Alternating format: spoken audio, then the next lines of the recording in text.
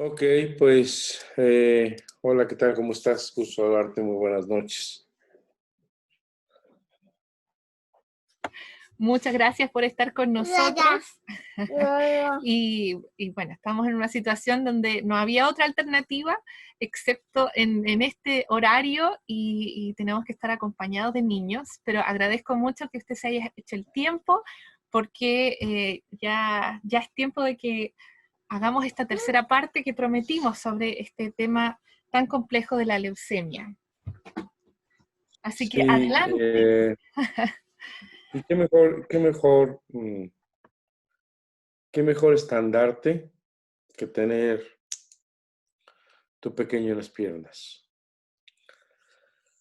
Eh, yo creo que a ti como a mí nos mueve mucho el compartir esto que hemos ido descubriendo y que somos afortunados. Las 5 leyes del doctor Hammer, mi maestro, un legado para toda la humanidad. Creo que va a ser justo que si una mamá escucha este video y tiene un pequeño con un problema de leucemia, pues creo que es justo que escuche esta versión. Creo que es justo que escuche esto que se está ocultando, que se están cerrando los oídos y los ojos a la luz de la verdad. Eh, yo te comentaba que apenas un papá con un niño de año y medio me había consultado por un tema de leucemia. Llevaba ya un año de quimioterapia. Le dijeron que se fuera a su casa porque ya no había nada que hacer y lo empecé a atender y desgraciadamente ya no hubo nada que hacer, ya falleció. Y no me parece justo que después de que se hacen estos venenos o estos químicos, estos tóxicos a un pequeño de 6 meses, le tengamos que decir vayas a su casa porque ya no hago nada, cuando hay que asumir la responsabilidad de que la quimioterapia verdaderamente no está curando a la gente. La quimioterapia no está siendo una opción de curación, está matando desgraciadamente a la gente. Entonces creo que pues esta parte que hacemos tú y yo de compartir creo que es justa para dar una oportunidad de vida. Bueno, pues estábamos con todo este tema de la tercera parte. En realidad, uno de los grandes dogmatismos de la medicina es que creemos que la leucemia es un cáncer en la sangre. Creemos que las células se han vuelto locas, desquiciadas, están multiplicando sin ningún sentido. Esta llamada proliferación celular, que en realidad es un aumento de estas células, lo vemos como algo maligno, lo vemos como algo que está amenazando la vida de la persona, que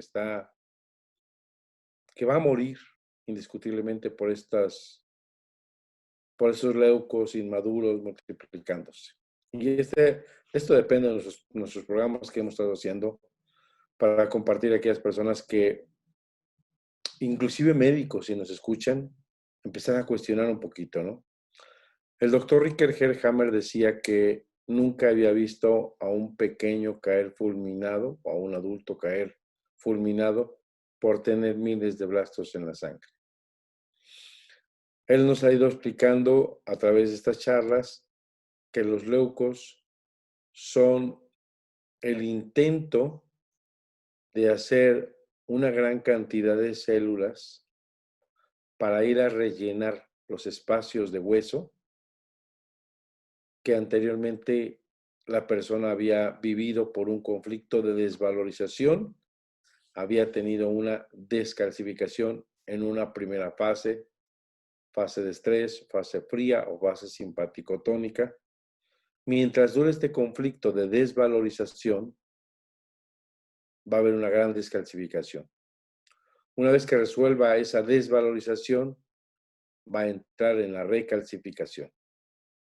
Y es ahí donde aumentan los elementos llamados blastos.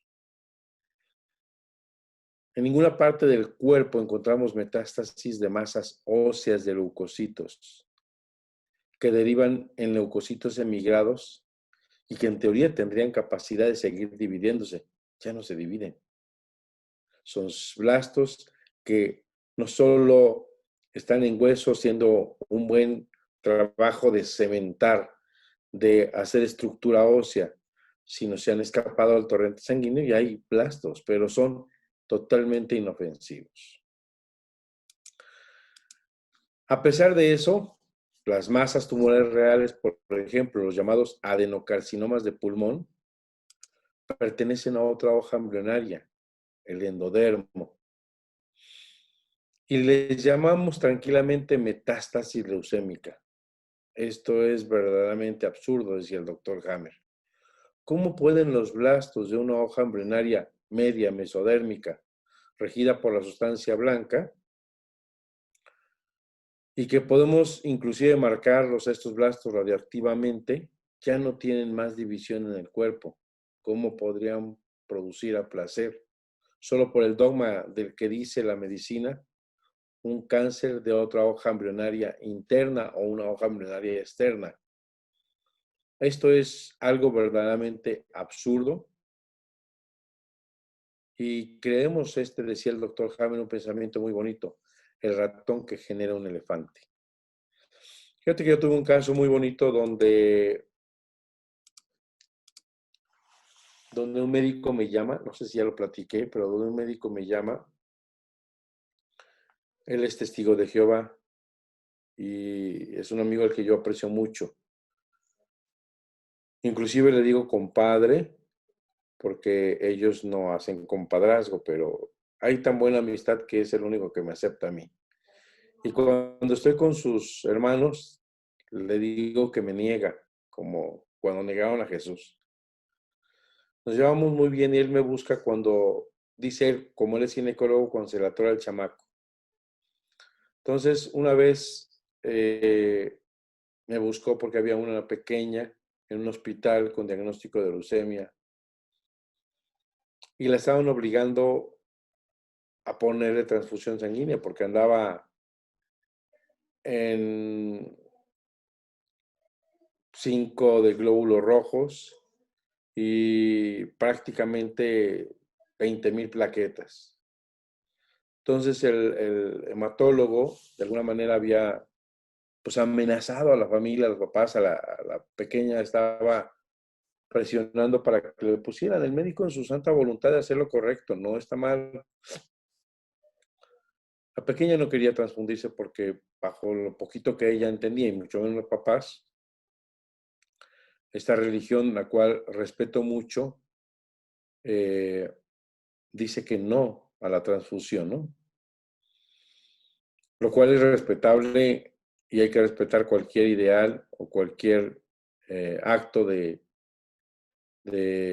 religión que se profese. Y ya para no hacerte el cuento largo, la niña dejó de orinar.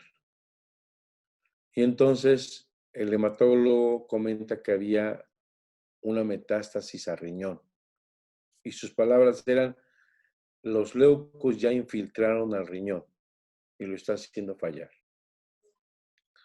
Cualquiera que escuche esto, uno puede creerlo, uno puede dar cabida. Si estaban bien los riñones y deja de orinar, pues uno puede creer efectivamente que eso está pasando y no lo cuestionamos. Llego a ver a la paciente y veo el pánico en el que está y le digo, ¿sabes qué? Sácala del hospital. Trasladémonos a otro hospital. La pequeña está sufriendo un conflicto de colectores, un conflicto de no querer estar en ese hospital porque le están presionando mucho. No tiene ninguna metástasis a riñón. Es otro nuevo conflicto el que está originando que ella no orine. Y sí, me hizo caso, la pasamos a otro hospital. Al otro día, estando en el hospital, empezó a orinar. Entonces, era evidente que estaba haciendo un nuevo conflicto.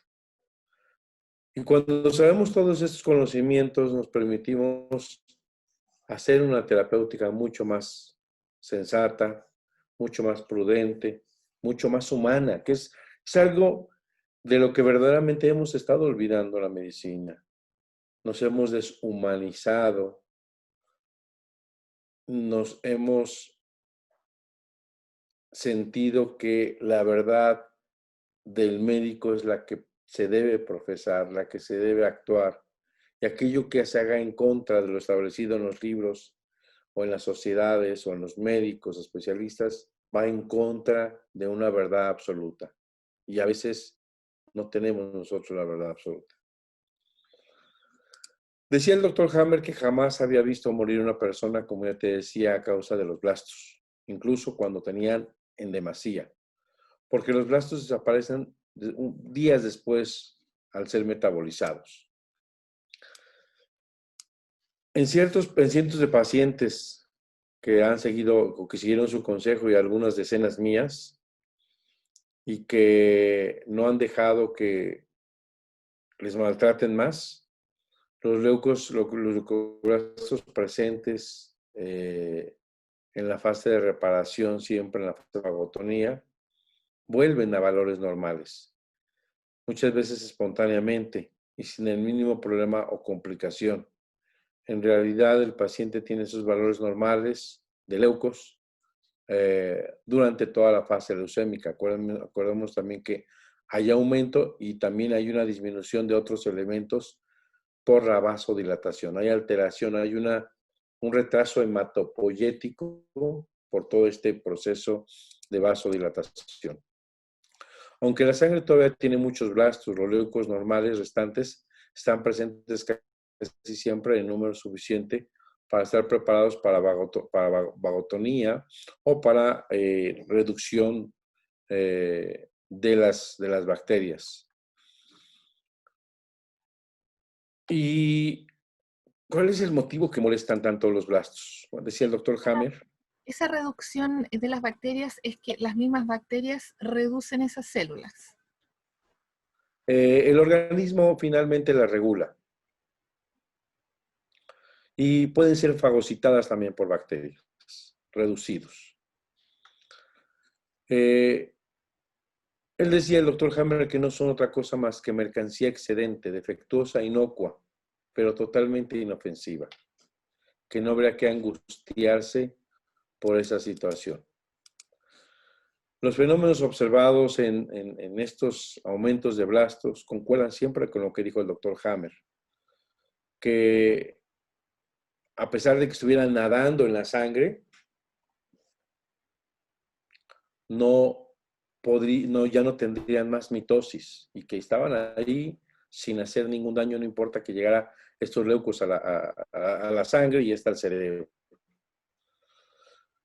Y también hay otra teoría en la que mencionan que los blastos obstruyen los vasos. Dado que los vasos sanguíneos se dilatan al máximo, es imposible que hagan eso, porque en la fase de vagotonía crecen 3 o 4 veces más un vaso del tamaño de un vaso normal.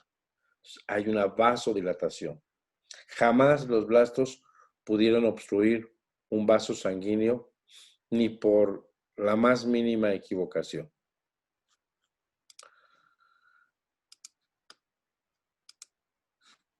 Y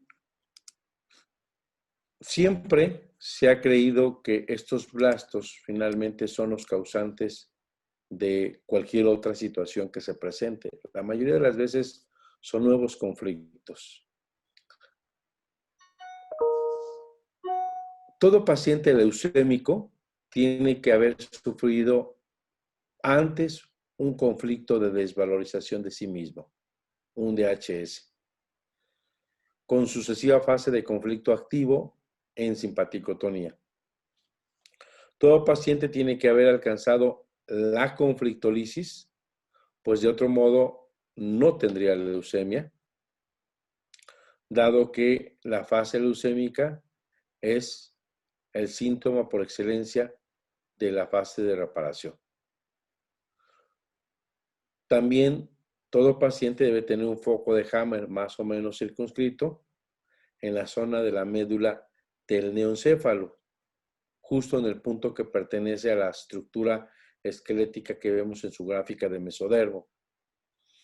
En esta correlación psique cerebro-órgano, estas gráficas nos dan un aproximado de dónde ir a buscar el foco de Hammer. En cada paciente con leucemia, el foco de Hammer en la médula del cerebro tenemos que verlo edematizado, porque ya entró a la fase de vagotonía, como un signo de curación en el curso de la parte del DHS con el que se relacioné el conflicto biológico. Todo paciente durante la fase de conflicto activo muestra una lisis o una destrucción del hueso, una descalcificación.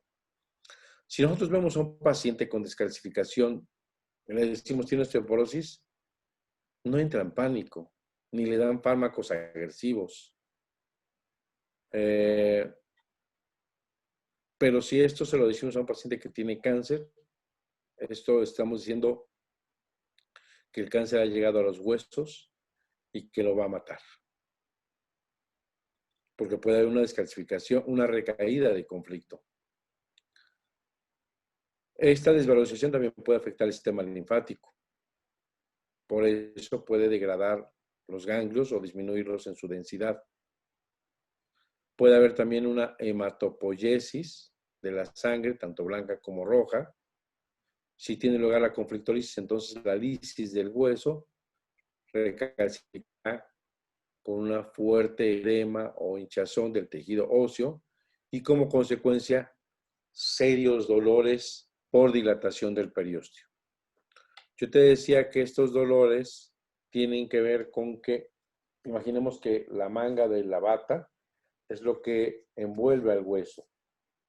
Y si hay un edema o una inflamación interna, esto se distiende y se distiende a tal grado que puede doler. Lo que duele en el hueso es lo que se llama periósteo. La mayoría de las veces por un edema, un edema. Y aquí es bien importante un punto que quiero compartir con ustedes. Más adelante es posible que lo toque. El doctor Hammer sugiere no hacer metástasis, punción,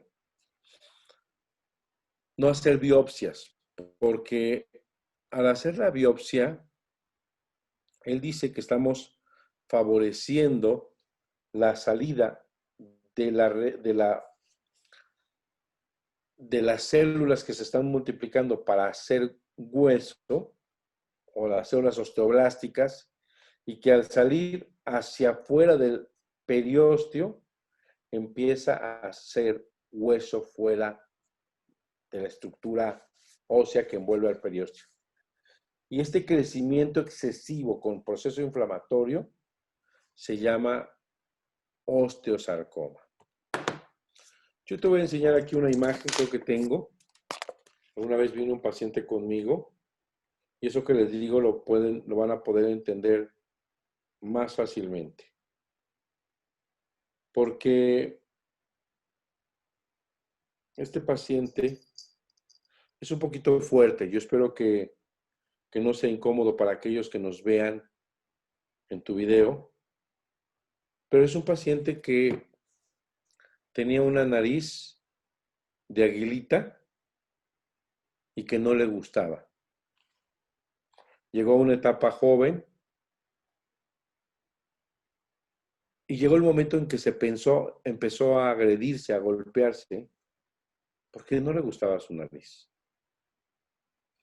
Después de un tiempo, bueno, no se lastimó finalmente, lo más que podía sacarse es sangre. Llega un momento en que tiene una novia. Y esa novia, cuando uno está enamorado, considera que la persona de la cual está enamorado, pues es bella. Si no, nos enamoramos, ¿no?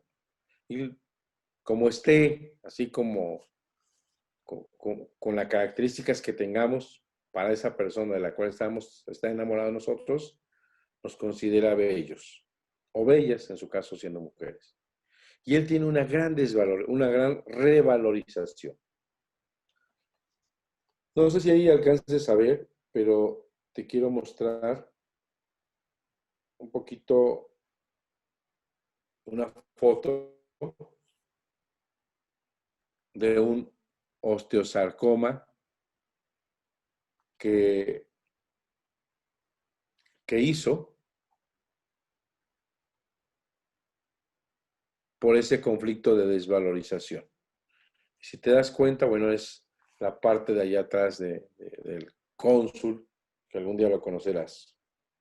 Pero eso es, digo, eso es para que veas, pero me gustaría compartirles esto que va a poder entender eso que les explico. A él le sacaron un estudio en el cual, ojalá lo tenga yo, que espero que sí, en el cual se puede ver, aquí está, sí lo tengo,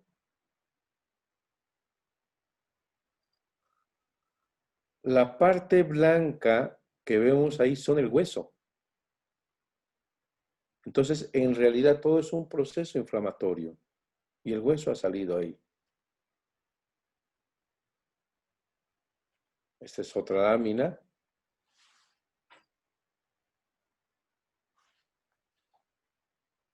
Hay fragmentos de hueso. No se ve, hay fragmentos de hueso. Esto es lo que quiero que vean. No se hizo un tumor sólido de estructura ósea que nosotros hubiéramos pensado o creído. En realidad es fragmentos del hueso. Es lo que sale cuando se hace una biopsia. Y esto es cuando se forma un osteosarcoma. Se rompe la integridad del periósteo y sale hacia afuera el hueso.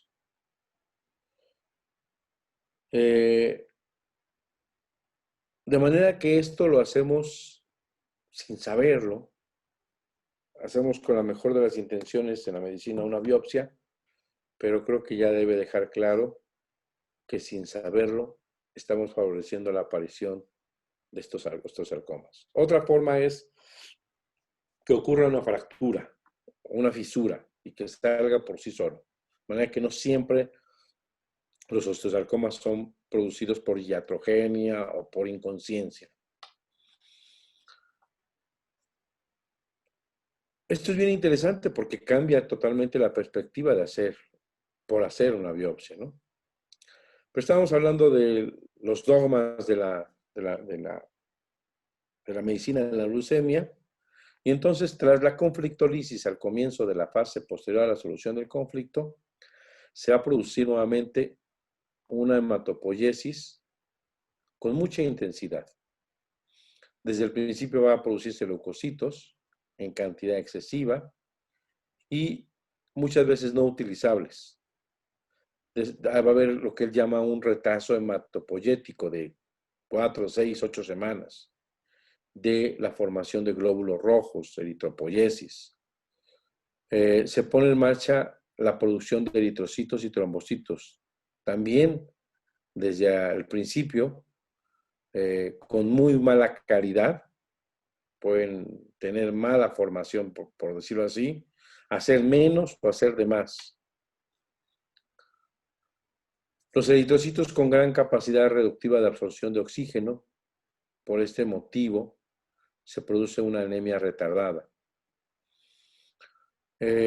Con la leucemia al mismo tiempo, entre la conflictólisis y la normalización de la sangre roja. A propósito de esto, hay que saber que desde el momento de la solución del conflicto se producen nuevos eritrocitos, pero que estos solo se vuelven numéricamente importantes después de unas semanas. ¿Ok? Todas las comprobaciones del número de células presentes en la sangre periférica en la fase leucémica se realizan sin saberlo, porque únicamente tomamos muestra de la sangre periférica, y como no sabemos que hay una vagotonía y una vasodilatación, toda esta entidad de tomar cualitativamente y cuantitativamente los elementos, la calidad y la cantidad de los glóbulos rojos blancos, decimos que está cada vez peor. Y esto es muy importante porque no toman en cuenta que en la fase de vagotonía los vasos sanguíneos periféricos tienen un notable aumento de volumen, respecto a la simpaticotonía, que inclusive había una vasoconstricción y que ahora en la vagotonía tiene una vasodilatación. Por lo tanto, el hematocrito, que es el consciente derivado del volumen y que es lo que se mide en el suelo sanguíneo, normalmente va a aparecer reducido. Entonces, esto es muy importante de tomarlo porque nos vamos a dar cuenta que estamos viendo números que nos van a traer susto y miedo y pensamos que el paciente cada vez está peor. Esto es muy importante porque podemos cambiar muchos conceptos. Tenemos que poner el hematocrito en relación con el volumen total de la sangre que se encuentra en circulación, lo que equivaldría a una cantidad absoluta de eritrocitos en la sangre periférica. Solo así podríamos hacer una comparación y desde luego nos daría un número mayor. Si por ejemplo un pequeño enfermo de leucemia convaleciente tiene eritrocitos de 2.5, de 3.5 millones por mililitro cúbico, pero a causa de los vasos muy dilatados, tiene un volumen sanguíneo doble en la periferia, entonces en realidad el sentido absoluto en su sistema vascular tiene tantos eritrocitos como un niño normal. Sin embargo, hasta ahora eso lo habíamos considerado gravemente como un estado anémico. Recordemos que hay cansancio, y hay doble cansancio, el que es propio de la vagotonía, más el cansancio propio de la anemia o de la baja de formación de glóbulos rojos que no tienen el oxígeno que necesita el organismo. Bueno, y a primera de cambio le practican transfusiones de sangre, que decía el doctor Hammer, solamente cuando llegue a 3.5 de hemoglobina sería adecuado ponerle sangre. Antes, el pequeño o el adulto podría estar en su casa reposando.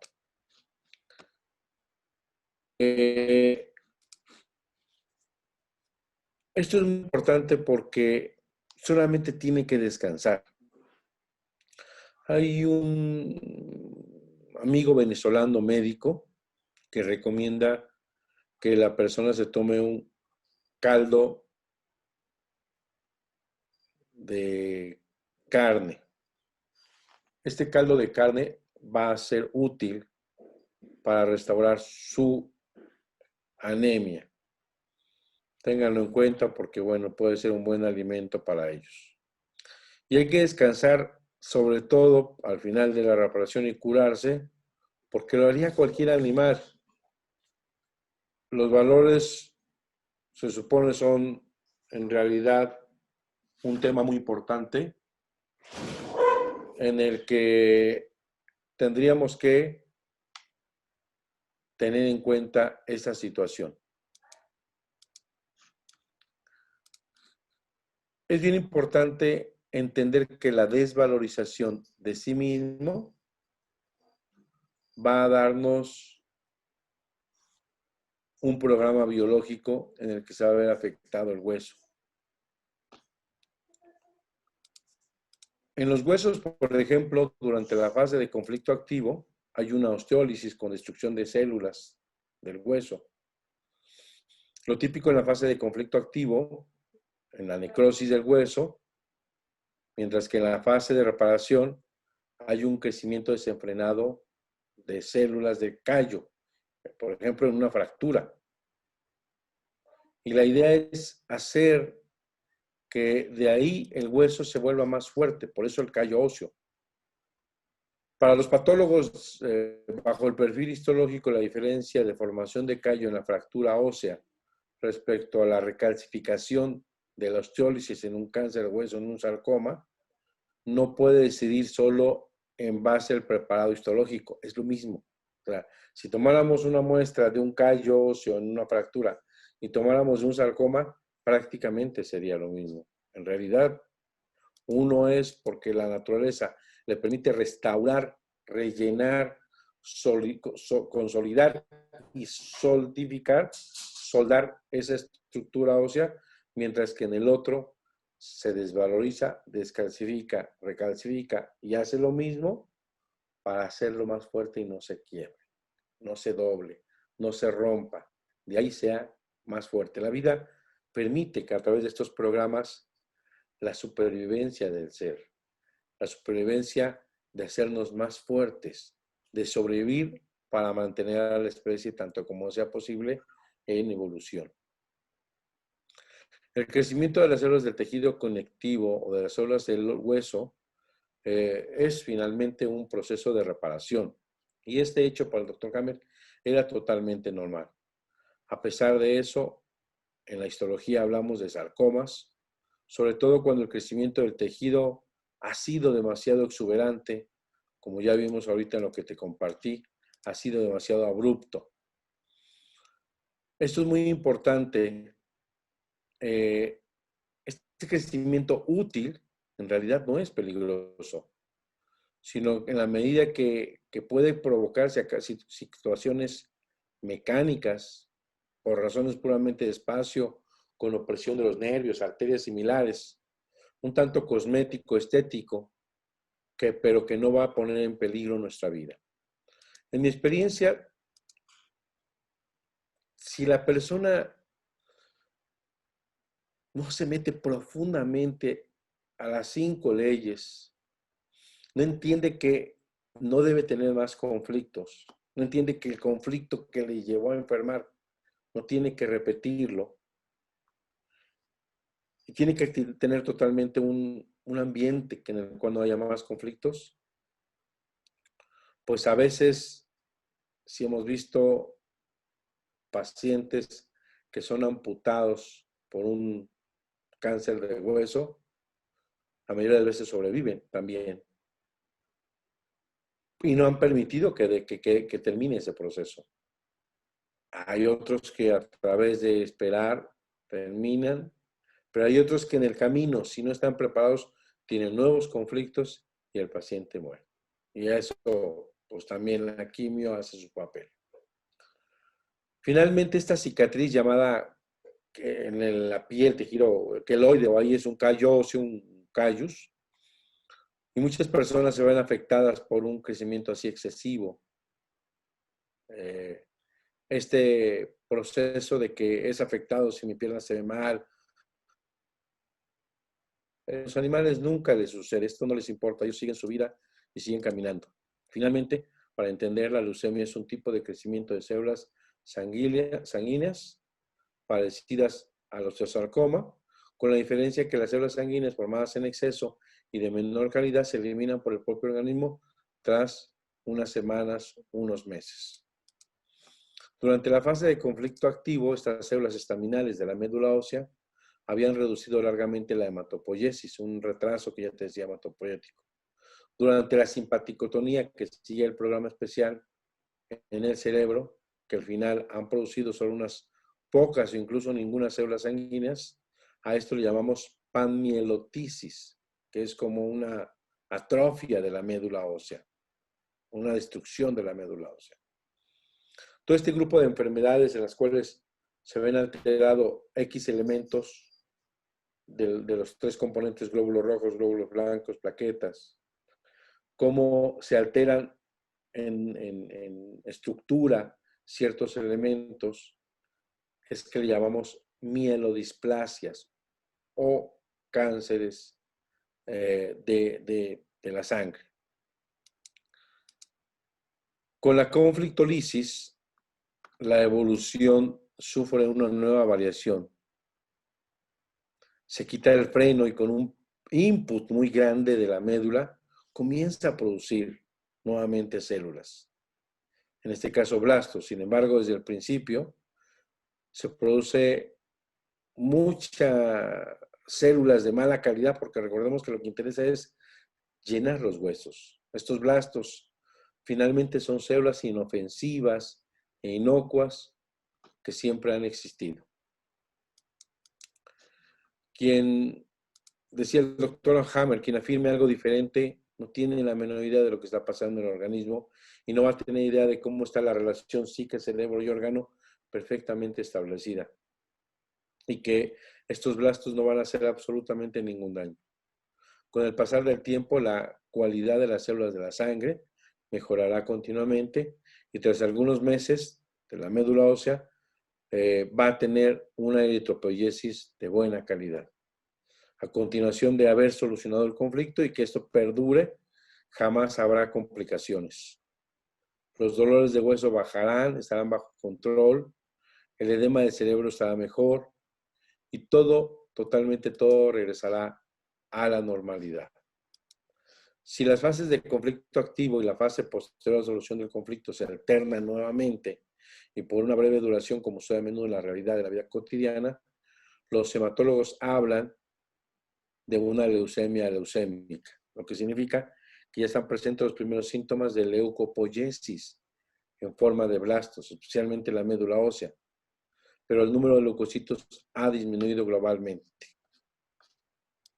Entonces, esto es muy importante porque en esta segunda parte del programa biológico sensato, en el proceso de reparación tras la solución del conflicto, a nivel de la psique, el organismo estará en una situación de revalorización, de tranquilidad, de estar ya en una situación mucho mejor.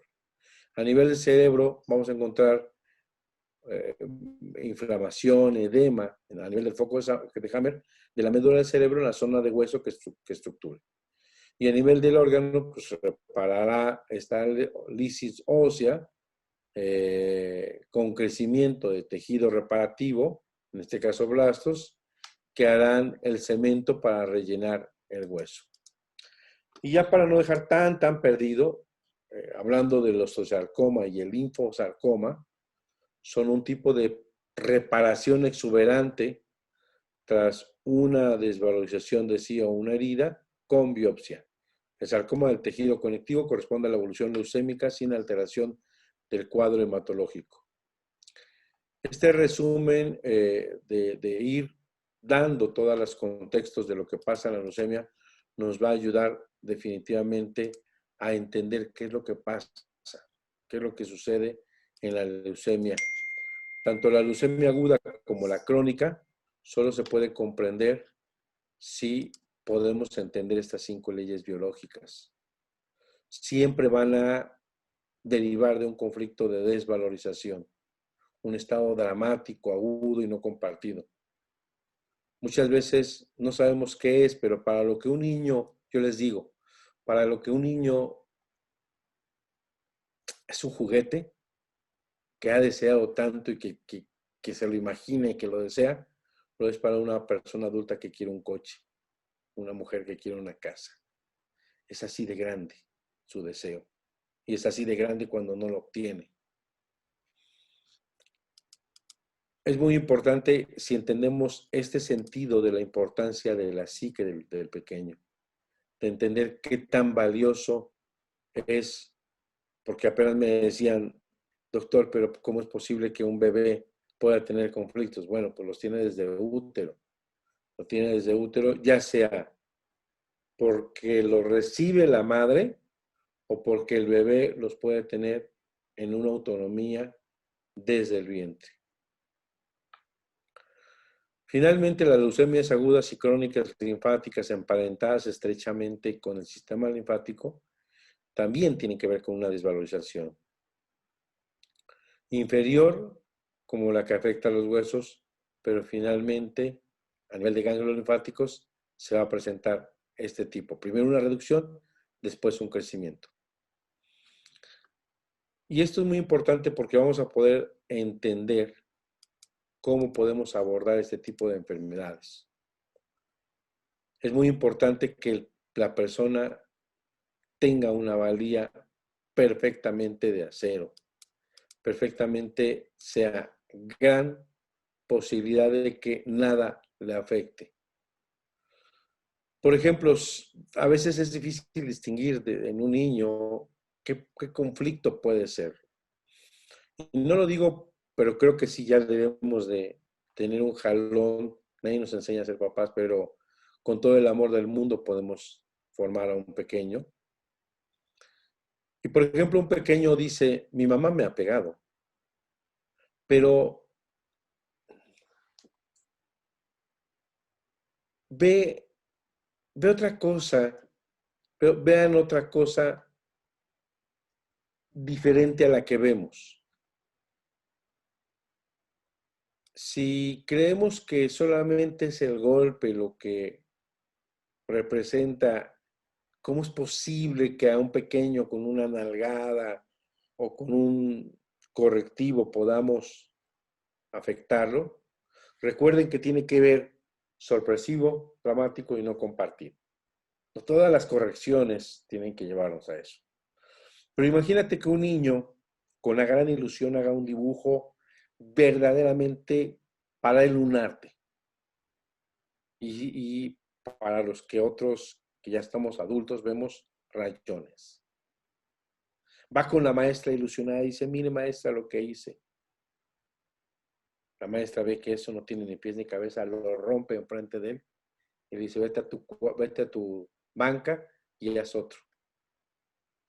Sin saberlo lo acaba de desvalorizar.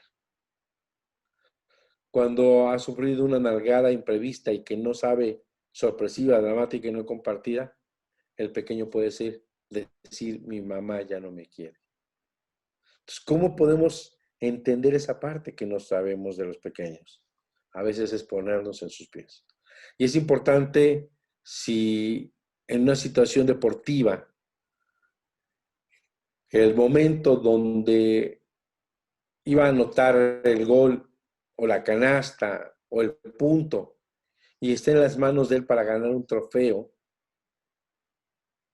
y de repente falla y todo el equipo le dice, por tu culpa perdimos, él va a decir, ya no sirvo para nada. Entonces, ¿qué tan importante es entender ese lenguaje o esa interpretación? Yo recuerdo un caso de una pequeña que me hablaron de Guadalajara, aquí en México, sobre cómo su mamá me platicaba cómo se había desvalorizado. Primero que nada, durante un año completo le habían hecho la vida de cuadritos entre su prima, las amigas de su prima, y entonces la traían, ya la mamá sabía, ¿no? Llegaba con ella llorando, etcétera. Unos 10 meses. Finalmente llega el cumpleaños de la pequeña, ¿no? Y la mamá decide hacer una fiesta bonita, una fiesta en grande. Payasos, muñecos, ¿no?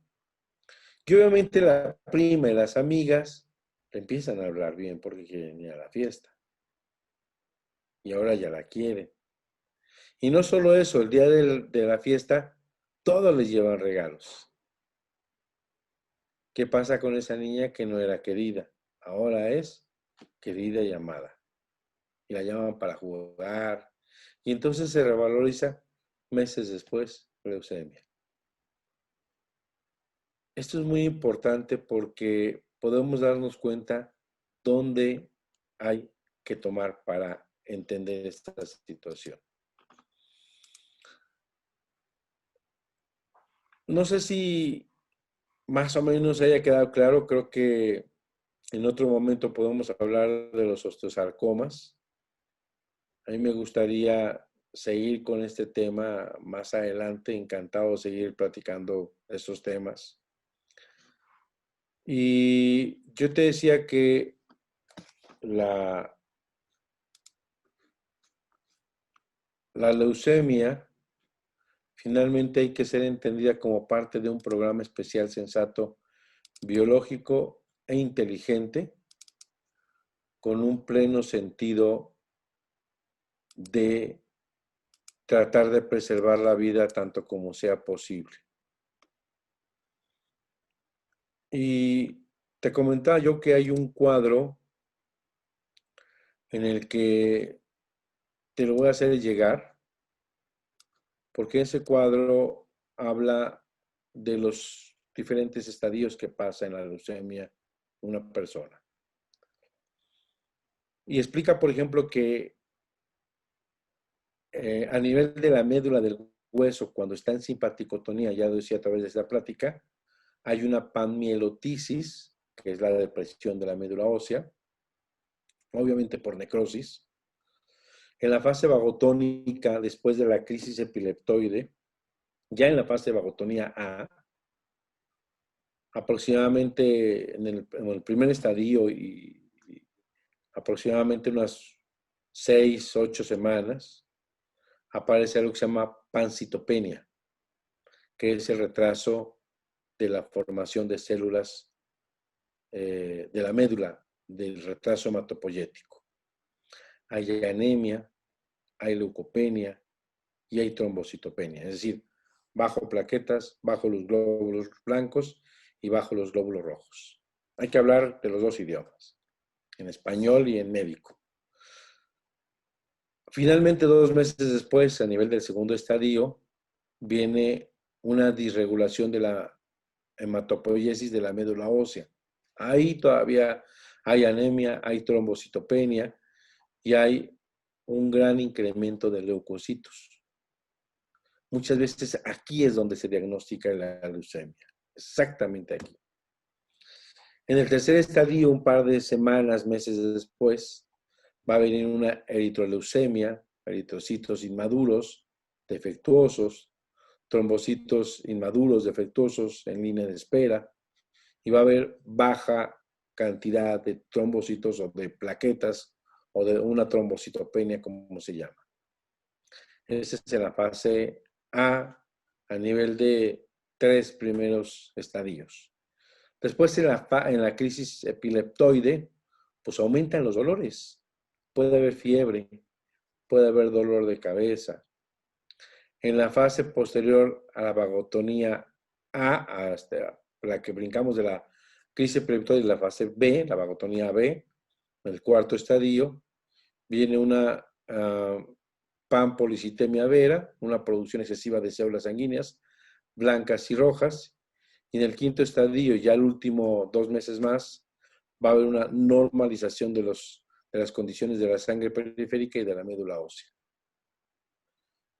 Y bueno, todo esto que te estoy comentando en periodos, lo pongo con el vaso sanguíneo, en la simpaticotonía hay vasoconstricción, en la vagotonía hay una vasodilatación, en el tercer estadio hay una hemodilución, junto con una vasodilatación, en la crisis epileptoide una breve constricción, en la fase B, vagotónica B, vasodilatación y hemodilución. Aquí, por ejemplo, si hay punción de la médula ósea, en la fase simpático-tónica es negativa, pero en la fase del segundo estadio aparece la llamada leucemia, primero o segundo estadio. A nivel de glóbulos rojos, en la fase simpática hay anemia, en la fase vagotónica A hay anemia por dilución, y entonces empiezo a ordenar cada uno de esos conceptos que nos regala el doctor Hammer en un cuadro maravilloso para entender en dónde está el paciente. A nivel de los glóbulos rojos, en el tercer estadio hay una hipercromatosis. A nivel de la fase B, en el cuarto estadio hay una eritremia. Los glóbulos blancos en la fase simpaticotónica hay leucopenia. En la fase vagotónica hay una anemia, una leucopenia de dilución, lo mismo. En la segunda aumentan los leucocitos y hay el diagnóstico de leucemia. A nivel de plaquetas siempre puede haber o trombocitopenia o aumento de las plaquetas o disminución de las plaquetas. A nivel del hueso, en la fase simpática hay lisis del hueso. En las diferentes fases hay recalcificación y edema. En la fase vagotónica. Y así sucesivamente voy haciendo un recuadro, una gráfica en el cual me va a permitir a mí llevar al paciente a una situación mucho más fácil de comprensión. Este cuadro yo creo que por lo menos en el video te lo iré compartiendo porque estoy seguro que les va a ser útil a aquellos que andan en búsqueda de tratar de entender qué pasa. No sé si hasta aquí haya alguna situación en la cual me quieras compartir que no hayas comprendido. Y me gustaría terminar este programa con vamos a decirlo, las 5 fases que el doctor Hammer habló, que las puse en el cuadro. Pero la primera fase va a haber una anemia, una leucopenia, una trombocitopenia, la fase A. Baja cuenta de células sanguíneas y plaquetas. En realidad, la cuenta está dentro del rango normal, pero por la hemodilución, por la vasodilatación, va a estar baja. Siempre en la fase vagotónica, obviamente, porque el vaso sanguíneo linfático se expande en su aumento de 3 a 5 veces su diámetro normal. Al entrar líquido externo hacia el interior del vaso, va a haber una hemodilución de los elementos formes de la sangre. 2 meses después vamos a tener anemia, trombocitopenia, aumento de los leucos. Debido a que estos leucos son inmaduros y de baja calidad, le llamamos leucoblastos, que son precursores de leucocitos, y aquí es donde se hace el diagnóstico muchas veces de leucemia. La razón de que son de baja calidad es porque realmente son buenos para rellenar y reconstruir los espacios del hueso, y para este trabajo sí son adecuados. La fase 3, 2 meses después, las células rojas comienzan a multiplicarse. La calidad de estas primeras células sanguíneas nuevas es baja. La medicina también etiqueta a las células rojas inmaduras como malignas, le llama eritremia, y igual a una cuenta alta de normoblastos. La fase 4, mes y medio, 2 meses después, el paciente se encuentra fuera de la zona de peligro, mientras no reciba quimioterapia, porque la quimioterapia va en destrucción o en detrimento de la médula ósea. Entonces, ese proceso que está tratando de formar muchos leucos para rellenar el hueso, se ve suprimida. Y entonces, ahí con la quimio van a reducir los blastos. Entonces, creemos que hay una curación aparentemente buena, dejan de dar quimio y aumentan, nos disparan los blastos por naturaleza tratando de rellenar el hueso. Y entonces dicen que hemos tenido una recaída y que había más blastos y que cada vez está peor. Entonces es un cuento acordeón del que no salimos. En esta cuarta fase, la cuenta plaquetaria regresa a su normalidad, el paciente sale de su etapa de vagotonía, fatiga porque ya son mejores los eritrocitos, ya transportan mejor oxígeno,